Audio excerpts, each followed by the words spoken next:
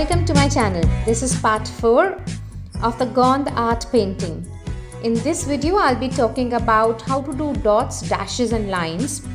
Dots, dashes and lines are used in gondart to create beauty. That's a very typical feature of the gondart.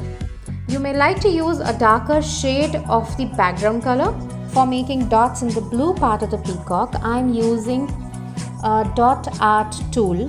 You can either use that or you can also use a toothpick. And I'm using white color. You can also use light blue if you wish to do that.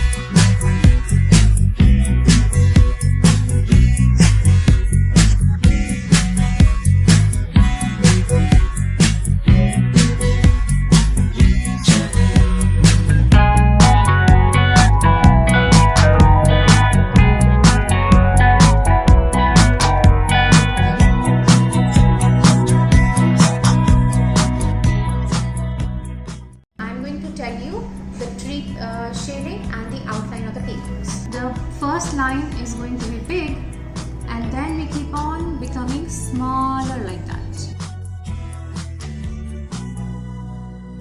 Enough color. In my brush I've taken enough pink and I'm using it here. Eyes and the peacock outlining. So we'll be again, now I'm taking black color and I'm taking thin brush.